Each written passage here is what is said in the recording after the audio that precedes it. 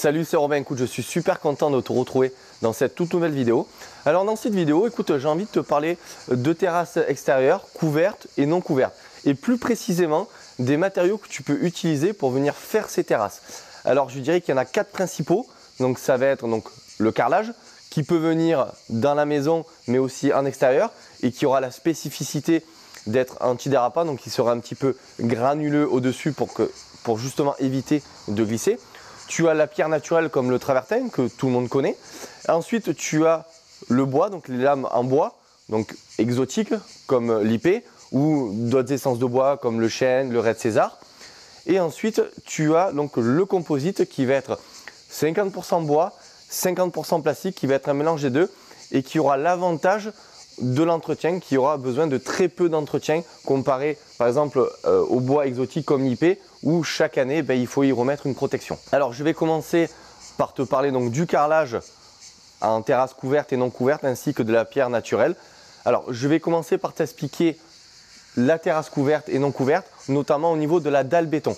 Donc lorsque tu vas couler une dalle béton pour pouvoir poser un carrelage, premièrement il faut que lorsque tu coules ta dalle béton, il faut que tu y mettes une pente de 1 à 2% par mètre de pente sur ta terrasse couverte, non couverte pour l'évacuation de l'eau.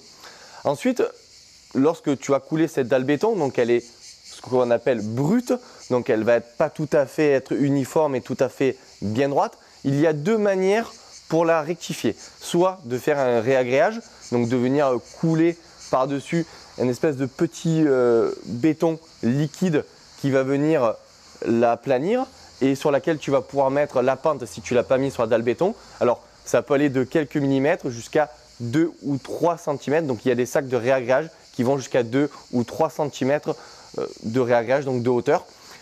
Et la deuxième manière, ça va être de faire une chape carrelage par-dessus la dalle béton qui sera d'environ 5 à 7 cm d'épaisseur. Mais bon, ça après ça va dépendre de la hauteur de ta terrasse couverte en fonction de la hauteur que tu veux, si tu veux mettre 5 cm, 7 ou si tu as 10 cm à mettre, donc peu importe, ça sera à toi de voir. Et donc cette chape va être un mélange donc de sable, de ciment que le carreleur va venir poser sur ta terrasse béton. Donc pareil, si le maçon ne t'a pas fait de pente sur ta dalle béton, il faudra que ton carreleur fasse une pente sur la chape carrelage. Alors pourquoi c'est important de faire une pente sur la dalle béton? Parce qu'admettons que tu aies un petit peu d'eau qui passe à travers ta chape pour une raison ou une autre, et bien si ta dalle béton dessous est en pente, l'eau va venir circuler sous ta dalle, sous ta chape pour venir s'évacuer. Donc c'est encore mieux si tu as une pente sur la dalle béton et sur la chape.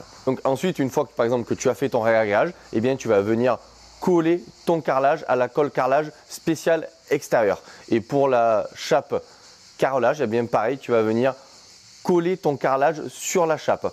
Alors pourquoi on le colle à la colle carrelage et on ne le scelle pas directement sur la chape carrelage?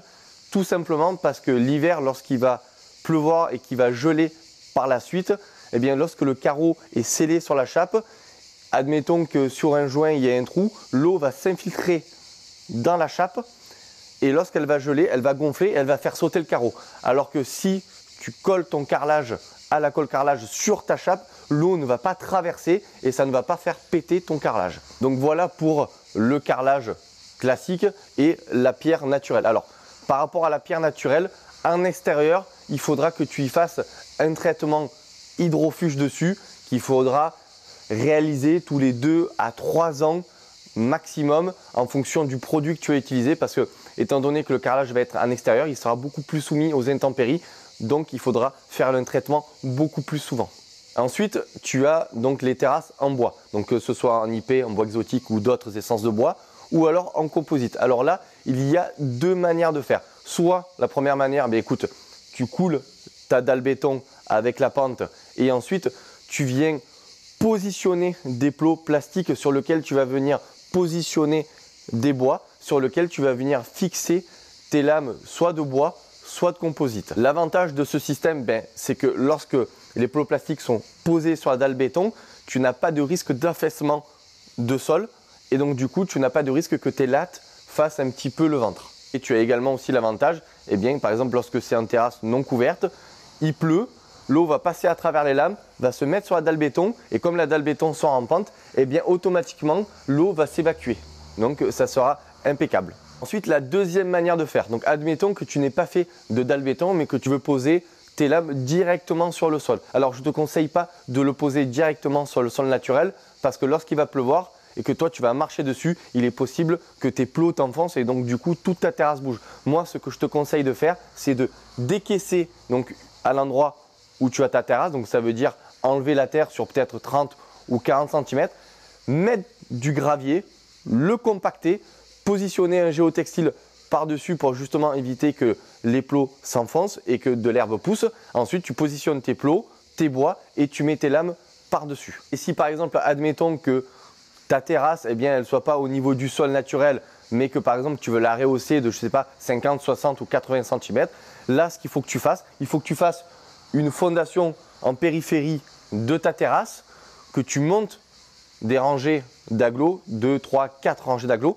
Au milieu, tu mets ton gravier, tu le compactes, tu mets ton géotextile et ensuite tu viens appuyer ta terrasse par-dessus. Parce que forcément, si tu veux mettre du gravier sur 80 cm de hauteur, le problème c'est que c'est tellement haut que lorsqu'il va pleuvoir, eh bien, les bords vont commencer à s'effriter et ça va commencer à s'ébouler.